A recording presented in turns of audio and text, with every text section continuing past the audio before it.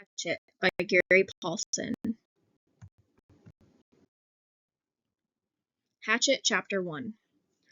Brian is a 14-year-old boy who is traveling with his mother to a small airport in New York. He is going to visit his dad for the summer. His dad works for an oil company in Canada. His parents have been recently divorced. His mother gives Brian a hatchet as a present for his trip to Canada. When he gets to the airport, Brian finds out that he will be traveling in a small plane. The small bush plane is only big enough to fit Brian and the pilot. Holding back tears, Brian says goodbye to his mother and gets on the plane. After a little while, Brian realizes the pilot is having stomach pains. It appears the pilot is having a heart attack. The pilot passes out from the heart attack. Brian is alone and does not know how to fly the plane. What will he do? Chapter 2. Brian did not know what to do. He did not know how to perform CPR. The pilot would not respond. Brian had read books about flying and had watched the pilot during takeoff. The plane was still flying. He figured out how to keep the plane going straight. The sky was a clear blue, and he could only see green trees all around him. He knew he would crash into the trees or a lake. He then tried to get the headset off the pilot to call for help. Brian was able to put the headset on and call for help. He received a response, but he could barely hear it. After a few minutes, he lost contact with the person. He was alone again. Brian realized he was going to have to land the plane. He could try and land the plane on a lake or a clearing.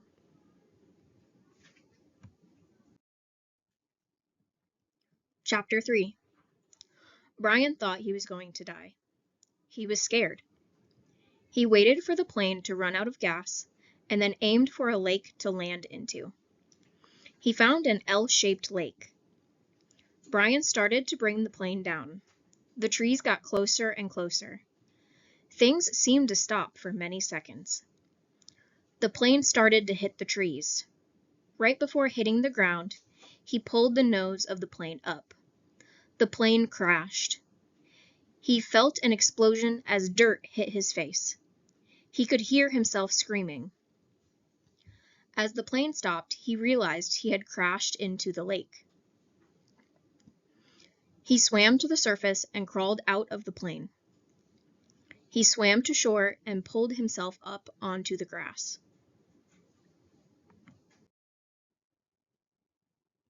Chapter 4. As Brian laid on the side of the lake, he started to think about the terrible secret he had on his mind. He remembered it very clearly. He was at the mall with his friend. He noticed his mother in a car with a man who was not his father. He then realized he was alive. He had survived the crash. He felt pain all over his body. His head was swollen, and his arms and legs hurt. He then noticed there were lots of bugs around him. Finally, the sun came out, and the bugs left him alone. There were so many evergreens. He noticed a beaver swimming in the lake. He saw a fish jumping and heard many noises all around him. He was very tired. He fell asleep on the side of the lake. Chapter 5. Brian awoke on the side of the lake. He felt thirsty. He walked into the lake. He sat back down against the rough tree bark. He needed to sort out what he was going to do and what had happened. He knew it was the day after the crash. It was the second day. He thought people must be searching for him. The plane had a flight plan, and they would follow it and find him. Then he realized the plane was off course. It may take 3 or 4 days, but they will come. Brian was very hungry. All he could think about was hamburgers, fries, and milkshakes. Then he stopped himself. He remembered his old teacher, Perpich. He had always told him to be positive. He needed to see what items he had that could help him. He emptied his pockets. He had a few coins, a $20 bill, a watch, his clothes, and the hatchet. Chapter 6. He knew that he had to make a shelter. He started looking for the materials and a place to build his shelter. He found a small stone ridge that he could fit under. He was still very hungry. He started to look for food. He saw birds all around him eating berries. He started eating the berries. Brian ate as many as he could, then he filled his pockets with berries. He headed back to his new shelter. He started to think about how he could make a fire. He wished he had matches. He tried to rub sticks together to make a fire. It did not work. He would not have fire tonight. Since he could not make a fire, he started to gather sticks and branches for his shelter.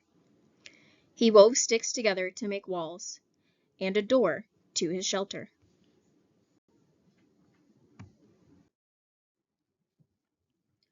Chapter 7. He woke up vomiting and with diarrhea. He had eaten too many berries. He was sick for over an hour. He then walked down to the lake to wash up. His stomach was still growling and twisting. He drank some water, but it didn't help with hunger. He went back to his shelter and picked out only the maroon blackberries that were ripe. He found a clearing and some berries on the ground. These were raspberries. As he was picking raspberries, he noticed a large animal with him. After looking at Brian, the bear went back to eating the raspberries. Brian ran off back to his shelter. Brian went back to gather more raspberries. It started to rain, but he was dry and warm in his shelter. He was still scared from seeing the bear.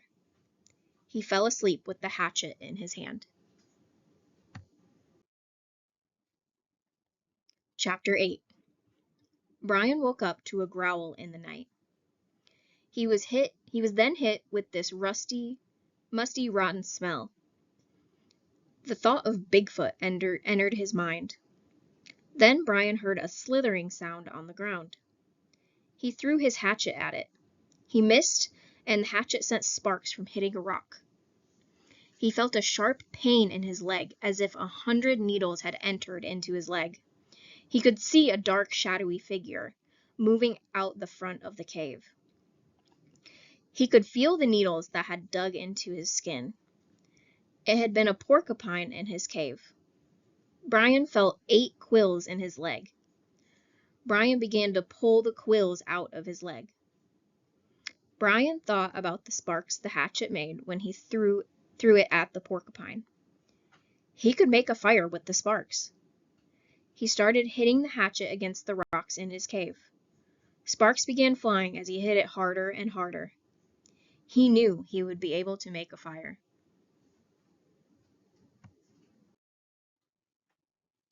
Chapter 9. Brian found it easy to make sparks with the hatchet, but they were not starting a fire. Brian looked around for something to help start his fire. He noticed 2 broken birch trees hanging over the lake. The birch tree bark was just like paper.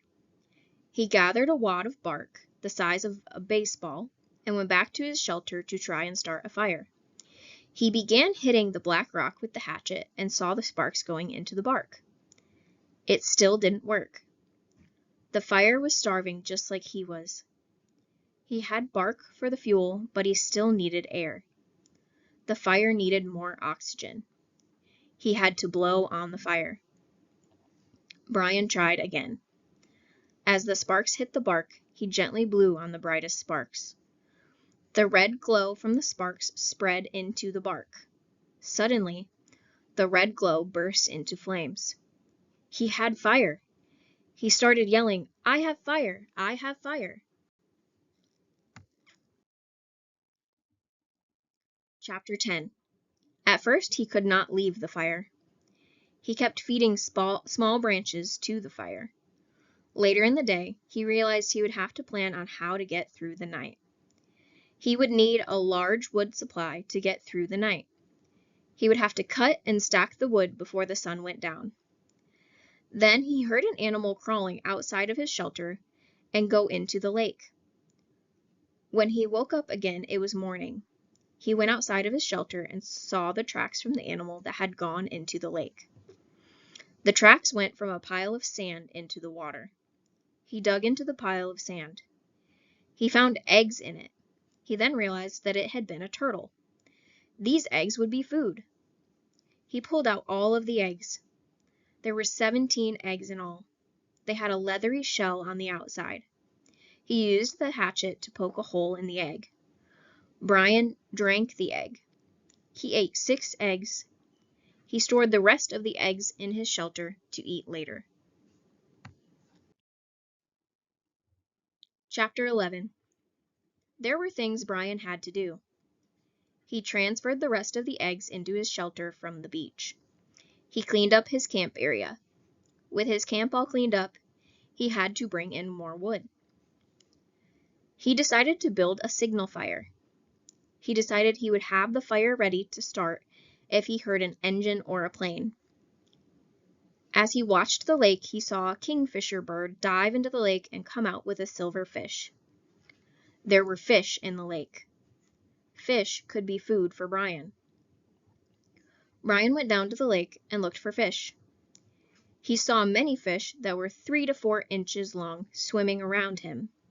He saw freshwater clams, crayfish, and more small round fish. He tried to grab at the fish, but they were too quick. He had no hooks or net. He could make a spear to catch the fish in shallow water. Chapter 12. The fish spear did not work. Brian had made a 6 feet long staff with a sharp edge. The fish were too fast. He needed something to propel the spear at the fish. Brian thought he needed to invent a bow and arrow. Brian went looking for a good piece of wood to make his bow. As he was walking through the woods, he was startled by a feathery bomb underneath his feet. The explosion frightened him. It was a bird about the size of a chicken. As Brian was working on his bow, he heard a plane. It was a motor far off, but it was getting closer. The noise from the plane quickly started to go away. He hoped the plane would turn and see the smoke. The plane kept moving away until he could not hear it anymore. His dreams of being rescued were gone. Chapter 13. Brian began looking for one of the foolish birds he almost stepped on. Brian called them fool birds. As Brian walked to the other side of the lake, he looked up and saw a bear with her 2 cubs. The mother bear stood up and made a warning noise at Brian. He then heard a noise up the hill. He turned and saw a large wolf looking down at him and the bear. Then they all looked at Brian and walked away. It had been 47 days since the crash. He would never be the same again. After making a strong bow and arrow, he went fishing. He would never forget his first hit. It was a round golden fish. He had food. For the rest of the day, he kept catching, cooking, and then eating the fish. He must have eaten 20 fish that day. As evening was approaching, he laid in his shelter with his belly full of fish and hope.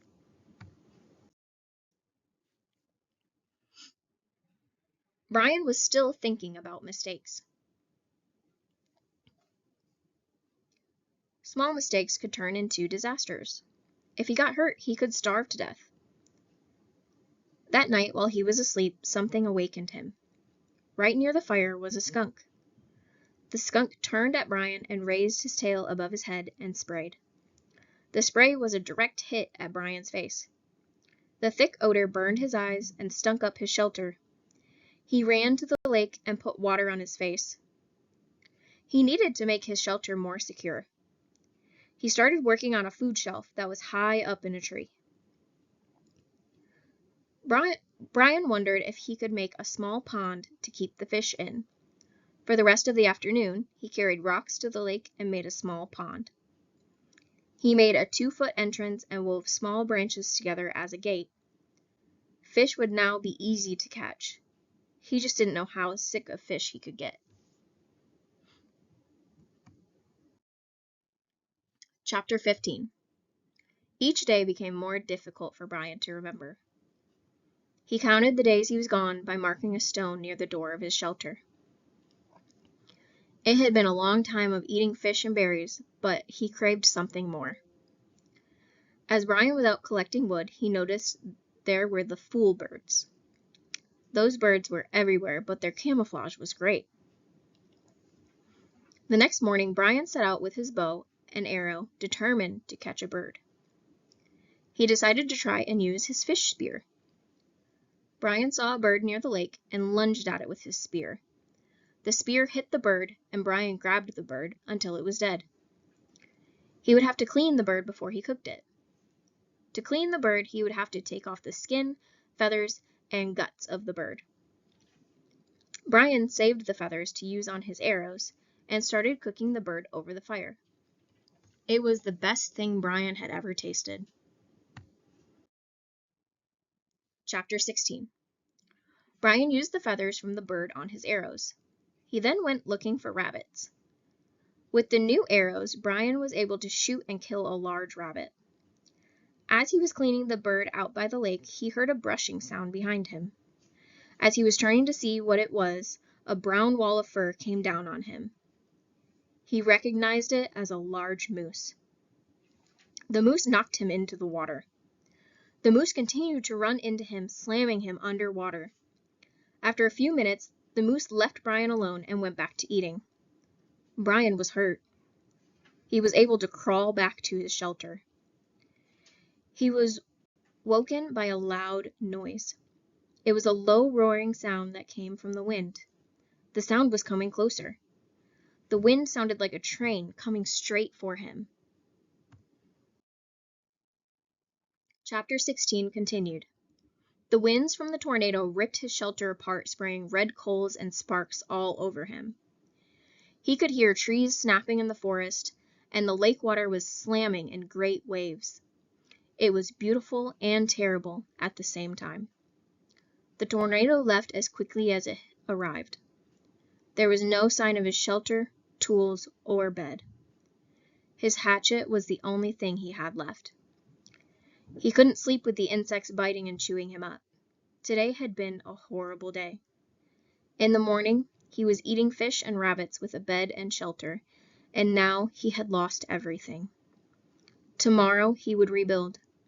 As he was sitting by the lake, he noticed something yellow and curved sticking out of the water. "It's the tail of the plane," he said aloud. The tornado must have flipped the plane over. Brian thought of the pilot inside of the plane. He didn't know what to say or do, but just thought and hoped the pilot could rest and rest forever. Chapter 17. Brian continued to work on rebuilding his shelter and campsite from the tornado. As he rested in his shelter, he thought of what could be inside the plane. Then he remembered the safety pack he had seen in the plane. It could have many things that could help him. There could be a sleeping bag, fish hooks, or a radio. After catching 3 fish, he started to work on a raft he could use to get to the plane. He worked all afternoon, weaving large limbs together to make a raft. In the morning, he made some changes to his raft and headed out to the plane. After stabilizing the raft, he tried to break through the aluminum of the plane. It didn't work. All openings of the plane were blocked underwater. He needed to think of a new way to get in. Chapter 18. The next morning, Brian took his raft back out to the plane. He continued to look for a way to get in the plane and get the survival pack. He took out his hatchet and hit the side of the plane. The hatchet easily cut through the aluminum. Then, His hatchet dropped. It went straight into the water and to the bottom.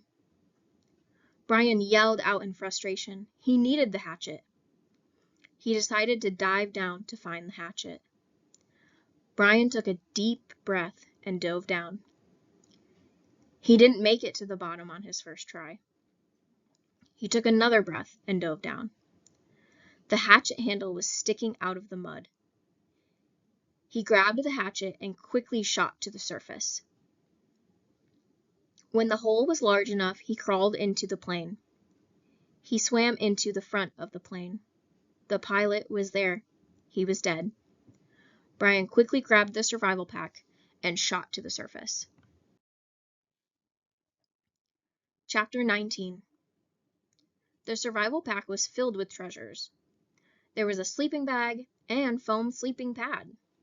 There was an aluminum cook set with pots, frying pans, and silverware. The kit also had matches, lighters, a compass, first aid kit, fishing line, lures, soap, food packs, hooks, and a rifle. There was also a type of radio device. Brian thought it was a music radio. On the side, emergency transmitter was written with a switch next to it. Brian flipped the switch back and forth, but nothing seemed to happen. As he was getting water from the lake, he heard a roaring noise above. He looked and saw that it was a small bush plane.